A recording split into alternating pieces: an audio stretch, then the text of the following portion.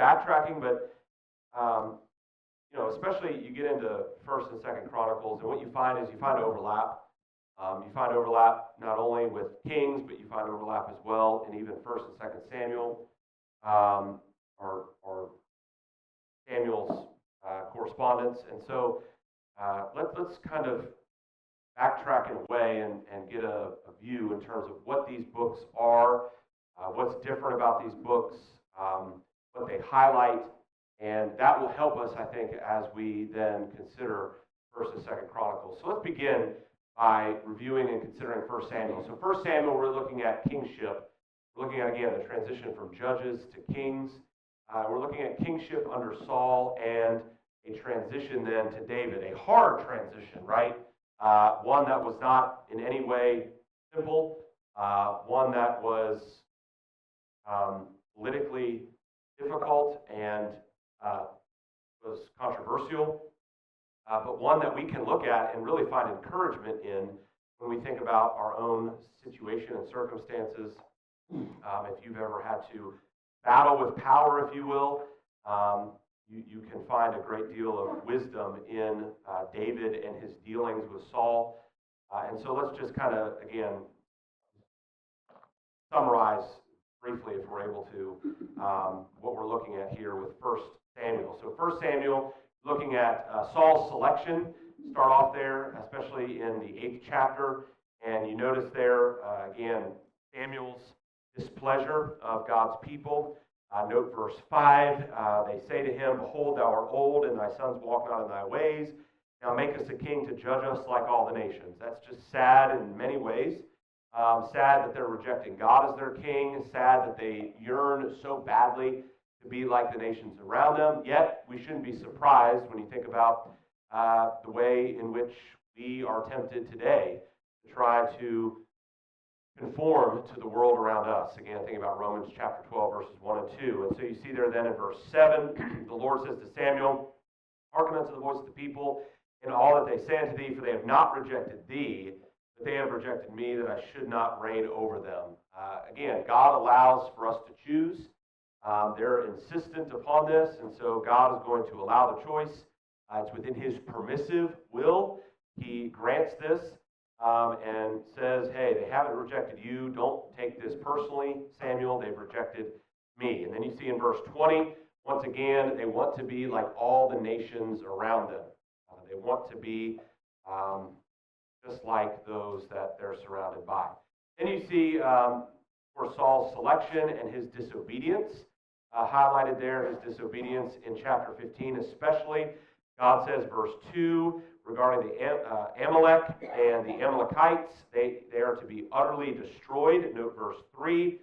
We see how Saul responded. Verse 9, Saul and the people spared Agag and the best of the sheep and of the oxen and of the fatlings and of the lambs and all that was good, and would not utterly destroy them, but everything that was vile and refuse they destroyed utterly. Again, if we can keep it for ourselves, we're not going to destroy it. Once again, pattern throughout the people of God in the Old Testament, wanting to use what's best for themselves rather than just obeying God. And so Samuel comes to Saul in verse 13. Saul says to him, "Blessed be thou of the Lord. I have performed the commandment of the Lord." Verse 15, Saul says, "They have brought them from the Amalekites, for the people spared the best of the sheep and of the oxen to sacrifice unto the Lord thy God, and the rest we have utterly destroyed." He blames it on the people. And then note verse 17, Samuel says to him, "When thou wast little in thine own sight, wast thou not made the head of the tribes of Israel, and the Lord anointed thee king over Israel?" In other words, Saul, you're now getting too big for your britches. You now think you have some kind of authority that you don't have. Don't you remember when you were little, when you were humble, when you were meek, when you were not yet in this position, you saw yourself differently. But now you're in this position, you think you're more authoritative than God, and you've trumped God's commands to rule based on your own will, and so that's a problem. Then you note verse 22, Samuel says to Saul, "Hath the Lord as great delight in burnt offerings and sacrifices as in obeying the voice of the Lord? Behold, to obey is better than sacrifice, and to hearken than the fat of rams. And notice then in verse 23, the Lord rejected thee from being king. And so there's going to be a transition here, and that transition is to David. So the selection of a new king then in verse 16, we see the sons of Jesse being examined. God says to Samuel, as Samuel is looking at the sons of Jesse, hey, man looks on the outward appearance, but the Lord looks on the heart. And then, of course, David is selected, verses 11 through 13. Then you see David's conviction and his courage in chapter 17. Of course, this is with David and Goliath. You see David's clear trust in the Lord being communicated there to Saul, verses 32 through 37. David knows that the Lord will deliver him. He trusts in the Lord.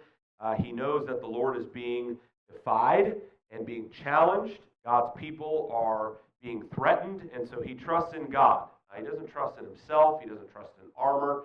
He doesn't trust in some kind of position. He ultimately trusts in God, and you couldn't say the same, obviously, for Saul. And then you see David's message to Goliath directly, verses 45 through 47. If someone could read that for me. 1 Samuel chapter 17, verses 45 through 47.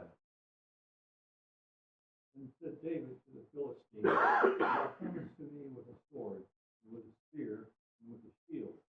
And I come to thee in the name of the Lord of hosts, the God of the armies of Israel, whom thou hast defied. This day will the Lord deliver thee into my hand, and I will smite thee, and take thine head from thee.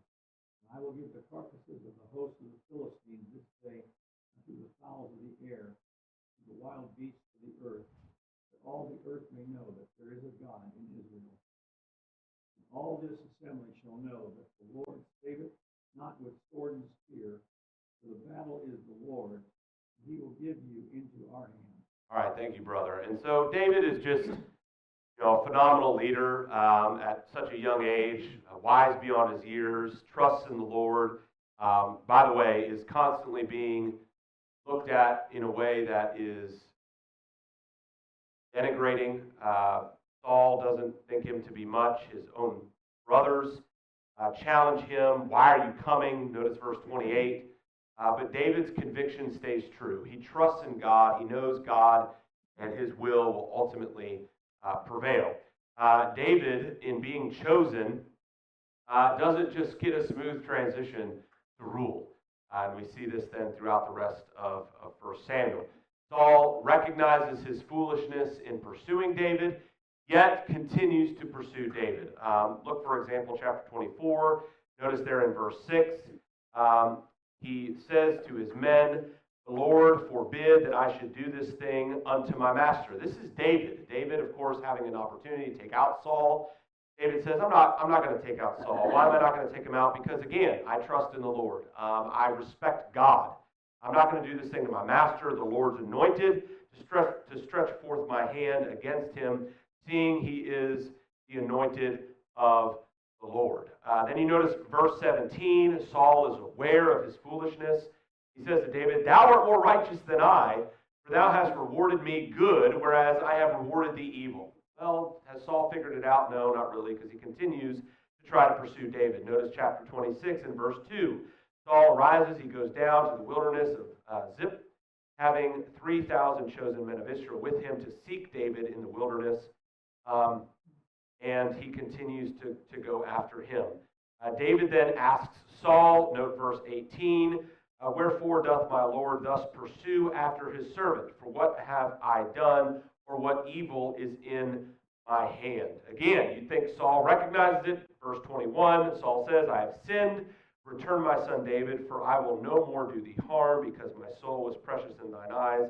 This day, behold, I have played the fool, and have erred exceedingly. Then also notice verse 25, he says to David, Blessed be thou, my son David. Thou shalt both do great things, and also shalt still prevail. So David went on his way, and Saul returned to his place. Again, there's a lot of wisdom here that we can gain regarding power and power struggles and politics. Saul is aware of his foolishness, but yet he continues to fall back into the same trap.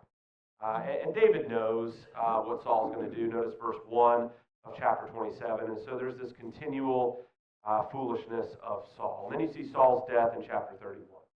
Then you get into 2 Samuel. You see the kingship then under David. Under David's kingship, he desires to build a temple to the Lord. And he inquires of this, and God's message to David from Nathan is that David will not build this temple. Notice, of course, chapter 7 there in 2 Samuel, starting in verse 12. And when thy days be fulfilled, and thou shalt sleep with thy fathers, I will set up thy seed after thee, which shall proceed out of thy bowels, and I will establish his kingdom. He shall build an house for my name, and I will establish the throne of his kingdom forever. And so you have then the eternal kingdom, the prophecy ultimately of the church being spoken of here. David is not going to be building this temple. Then you see David's sin with Bathsheba and Uriah, the death of Uriah. Notice chapter 11. David's foolishness as he's looking upon a woman. Notice verse 2. He's looking out upon the roof. He's not even with his people in battle. Again, this is an example of poor leadership of David. He wasn't with his people. The king would have been with the soldiers fighting, but he chose not to be. And what do you know? He's not doing what he's supposed to be doing, so where does his mind wander? Places it shouldn't be. He finds himself in trouble.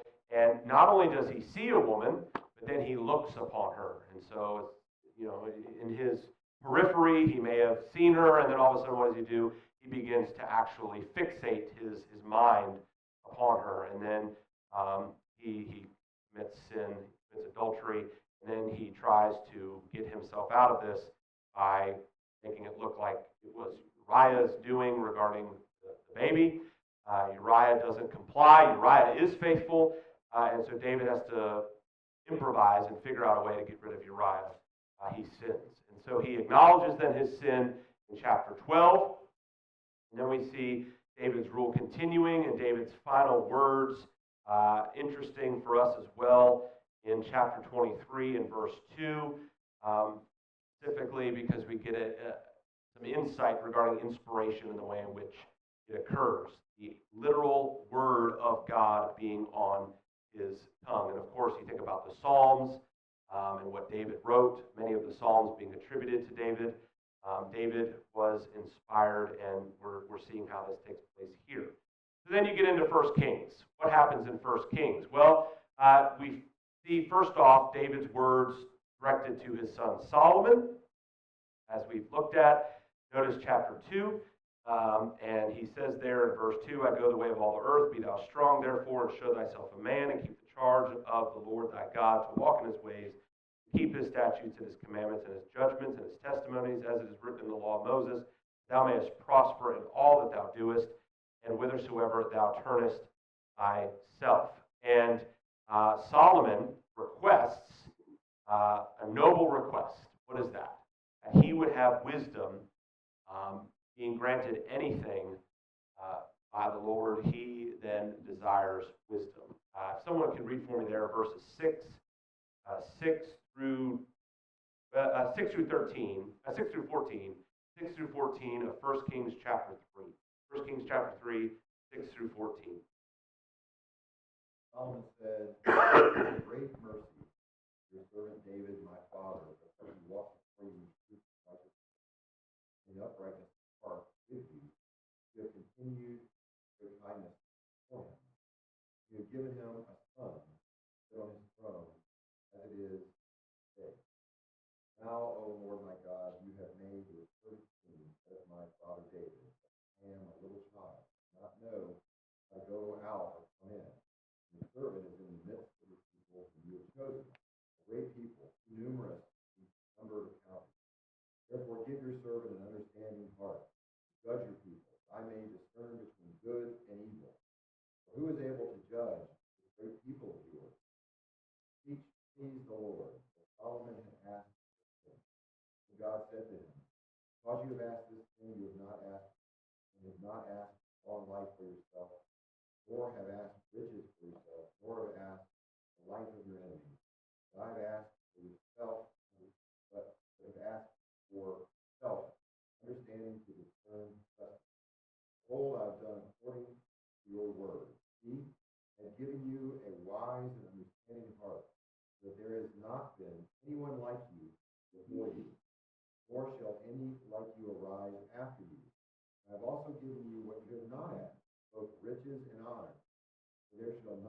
be anyone like you among kings all your days. So if you walk in my ways, keep my statutes and my commandments, as Father David walked, and I will lengthen your days. Thank you, brother, so much. And so, again, what a noble request, what a spotlight of encouragement for us regarding the value of wisdom and the mindset there of Solomon concerning the task that he was about to take on. And so we then see Solomon's rule, and we see also his construction of the temple, especially there in chapter 6.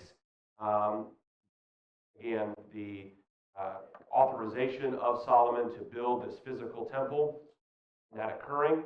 And then you see the restating of the promises that God had made and that they were fulfilled in verse 56 of chapter 8. 1 Kings chapter 8, verse 56. Blessed be the Lord that hath given rest unto his people, Israel, according to all that he promised. There hath not failed one word of all his good promise, which he promised by the hand of Moses, his servant. Remember, we saw Joshua make this statement several times. Solomon here is making this statement. This is relevant, especially as we think about what is going to occur in 2 Kings. And even today, our world, looking at the nation, political nation that is, of Israel, and thinking that there are these promises owed to them. God delivered on his promises. He delivered on the land promise. He delivered on the nation promise. And the seed promise ultimately was fulfilled in Christ. You then see Solomon's failures, unfortunately, as well. You see the build-up to them in chapter 10 of 1 Kings. Then you see in chapter 11, but King Solomon loved many strange women. And you notice as well that he, verse 3, and he had 700 wives, princesses, and 300 concubines, and his wives turned away his heart. Again, this was prophesied of from Moses in Deuteronomy, as we've looked at. And so Solomon then obviously distracted, obviously turned away. The consequence of that, you could argue, then is found in chapter 12, where you see the divided kingdom coming about. Rehoboam, you see Jeroboam, which we looked at last week. You see then the work of Elijah beginning as God's people are divided, and as they begin to turn away their heart and go into idolatry. You see, for example, chapter 18 and Elijah and the challenge that he makes regarding Baal and the prophets of Baal, and all of what they're trying to do to get these idol gods to prove themselves, and Elijah and the sarcasm there highlighted especially in verse 28 of chapter 18.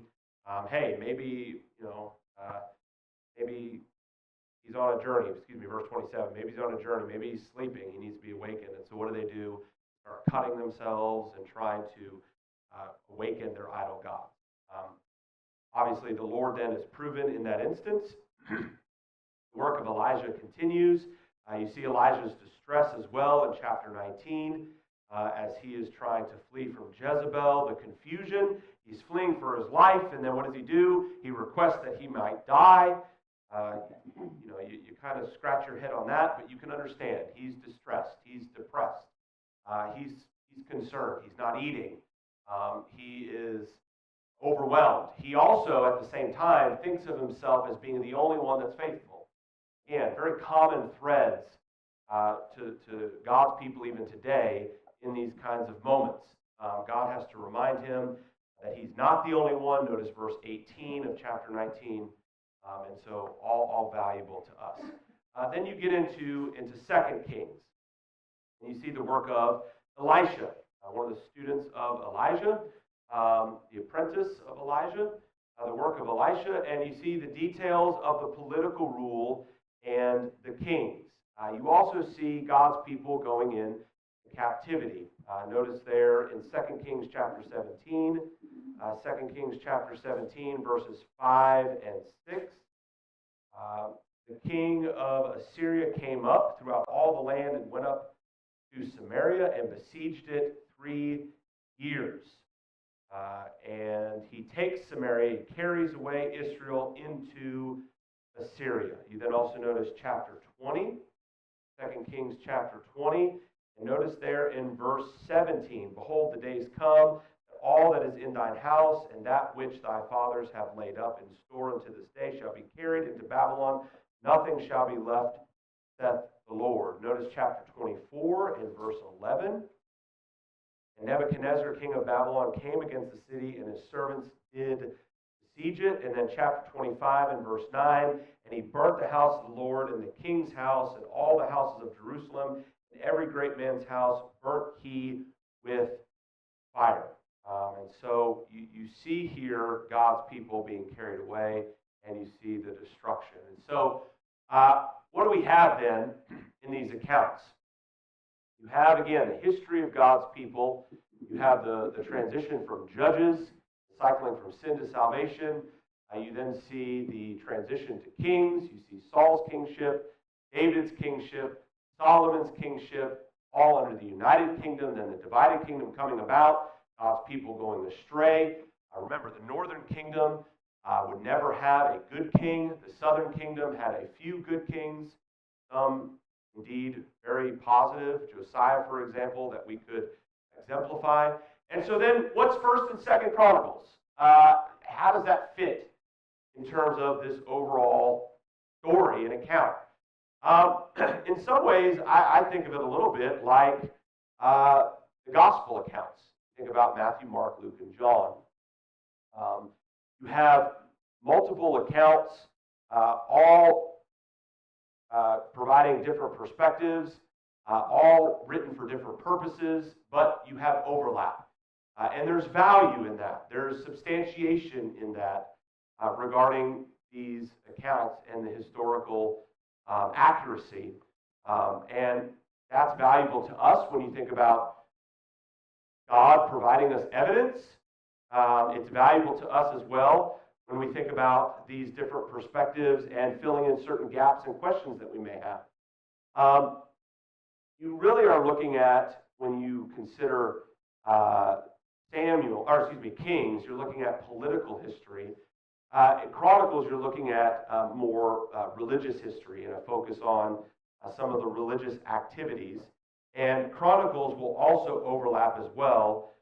Samuel. You take, for example, and let's go here and look at this account, 1 Chronicles chapter 13. 1 Chronicles chapter 13. And if someone could read for me here verses 1 through 10. 1 through 10 of 1 Chronicles chapter 13. And David consulted with captains of thousands and hundreds and every leader. And David said to all of the assembly of Israel, "Please good to you, Mr. of the Lord our God, let us send out to our brethren everywhere who are left in all the land of Israel, and with them to the east and Levites who are in their cities and their surrounding land, that they may gather together to it. Let us bring the ark of our God back to us, for we have not inquired at it since David said." And all the assembly said that they would do so, for the thing was right in the eyes of all the people. So David gathered all Israel together from Pehor in Egypt to as far as the entrance of Tanis, to bring the ark of God from Kirjath-jearim. And David and all Israel went up to Gala and to Kirjath-jearim, which belonged to Judah, to bring up from there the ark of God, the Lord who dwells between the cherubim, where his name is proclaimed. So they carried the ark of God on a new cart from the house of Abinadab and Uzzah and Ahio drove the cart. Then David and all Israel played music before God with all their might, with singing on harps and stringed instruments, on tambourines, on cymbals, and with trumpets. And when they came to put on threshing floors, Uzzah put his hand to hold the ark of the ark.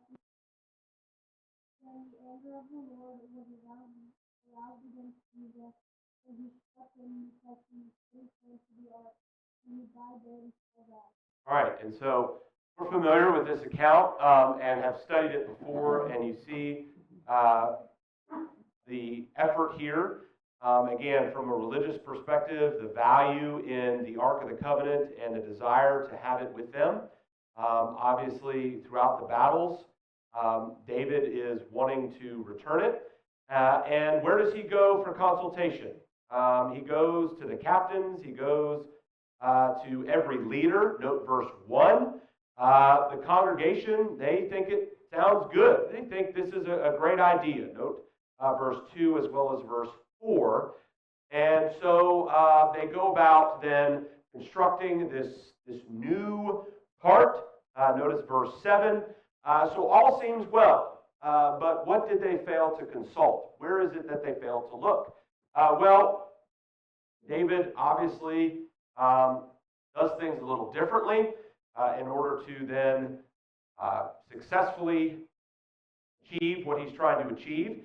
Note there in verse 2 of chapter 15, David says, "None ought to carry the ark of God but the Levites. For them hath the Lord chosen to carry the ark of God and to minister unto him forever." And then you notice as well in verse 15, "And the children of the Levites bear the ark of God upon their shoulders with the staves thereon, as Moses commanded according to the word of the Lord." And so there was a completely different way that this was to be done, and their effort to do it conveniently with this part was not according to the law of Moses. Uzzah was one who should not have been involved and is doing it the way that he's doing it, and reaches out his hand to touch it, and he dies. And again, we might say, well, hey, this is a positive thing. Why is it that Uzzah should die for reaching out because the ark is about to hit the ground and fall? Why would he be struck dead for this? Notice Numbers chapter 4. Numbers chapter 4 and verse 15. "And when Aaron and his sons have finished covering the sanctuary and all the furnishings of the sanctuary, when the camp is set to go, then the sons of Kohath shall come to carry them, but they shall not touch any holy thing, lest they die. These are the things in the tabernacle of meeting which the sons of Kohath are to carry." And so it was not to be touched. It was not to be even dealt with the way they were dealing with it regarding this cart. And so, again, religious significance, religious emphasis.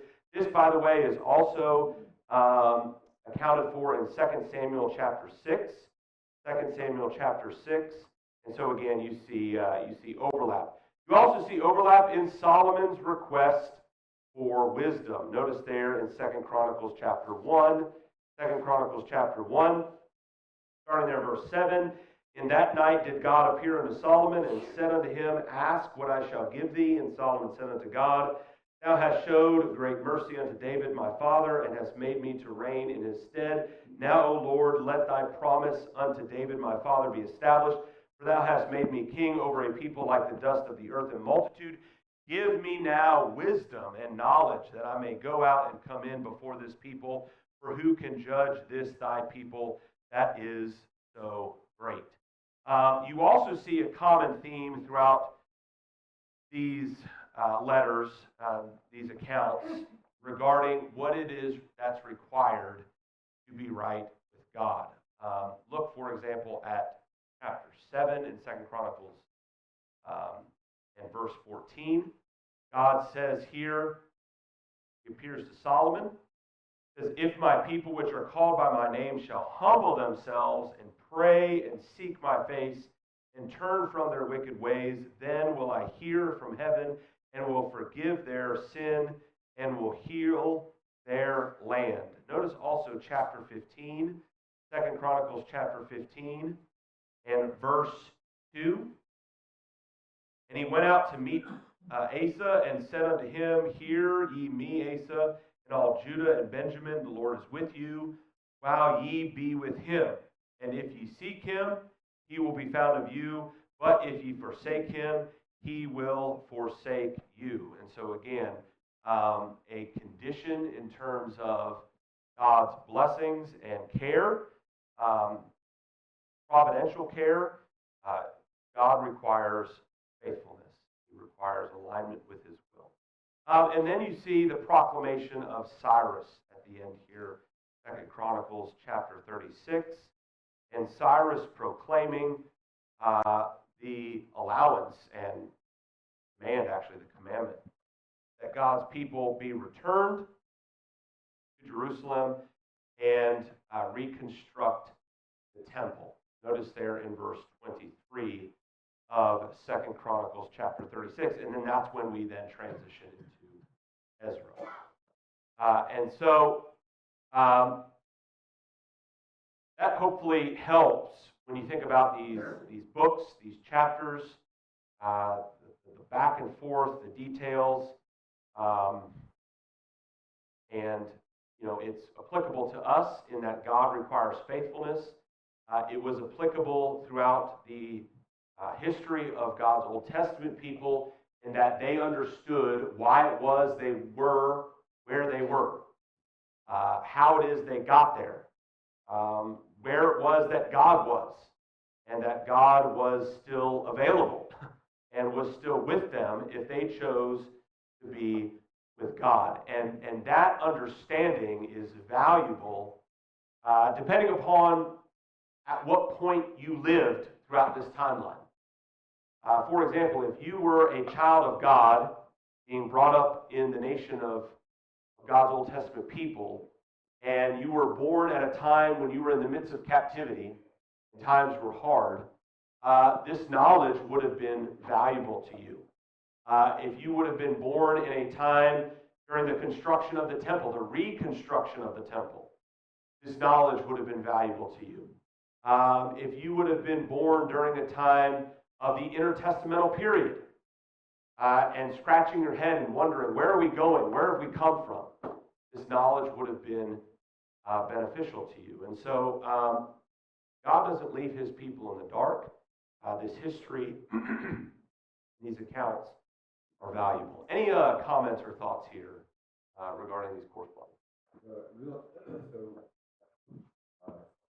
So many ways to look at all the things that we just went through. God is revealing to us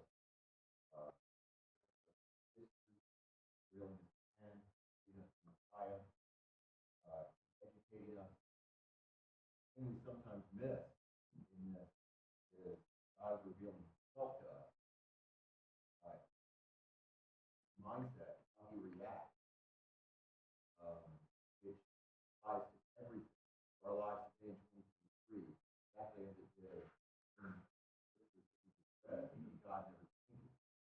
God is revealing this to us, God himself. He's revealing this to us throughout all of these scriptures. We can study that, and we can study each of these things we look up in all those 4 ways and get 2 different looks at what we're on for with all these different things. God revealing himself to us is probably the most valuable thing that we gain from this. One of the most valuable things we gain from this, because it's directly relatable to us today. There's 40,000 denominations. God's revealing, very simply, just through what we just read about us. He's revealing good intentions don't matter. Right. What matters is my word. My word never changes. That's God. My word never changes. Right. I never change. Here I am.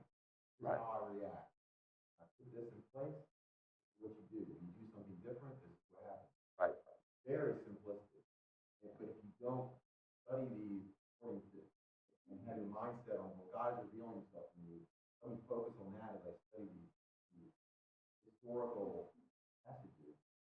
You might miss it, and what happens? Well, your good intentions. Right. The way you passage. Right, absolutely. And you can find application as well regarding good intentions as you think about the kingship, as you think about the temple, as you think about the nation. God allowed them to have a physical nation. What happened? It got disbanded and they went into captivity. God allowed them to have a physical king. What happened? The kings were unfaithful and they failed, and then they became divided and a mess. God allowed them to have a temple. What happened? The temple got destroyed, then it got rebuilt, and it didn't compare to the first temple. So what did God really show and reveal himself? Okay, I'm going to allow you to do what you want to do, mankind. You think this is what's valuable, but let me actually prove to you that this comes up short and it fails. And in all those instances, failed, failed, failed. And God's people were confused, scattered, lost, helpless, because God wasn't their king.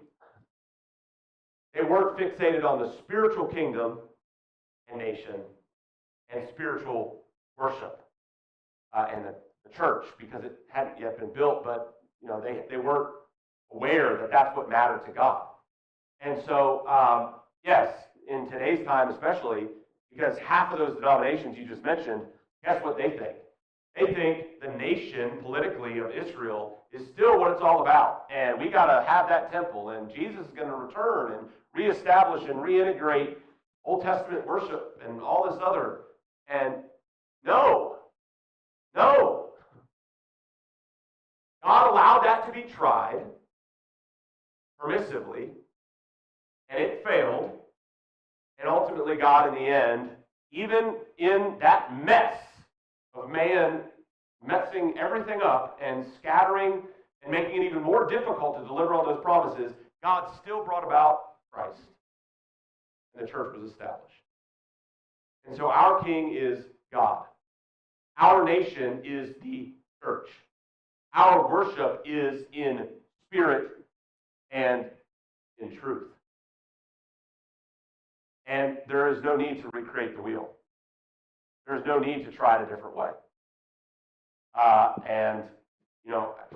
Recently earlier this year, there was a whole lot of blurbs. It was like kind of odd, actually. All these news outlets who don't care at all were all saying, the United States is ready for a religious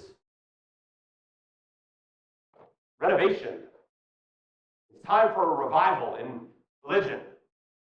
The revival isn't anything new. There's no new areas to discover. It's quite simple. Let's just go back to the text and let's just do what God says. And you're right. God means what he says. And it's been stated. And he expects faithfulness. Any other comments or thoughts? Thank you all very much for the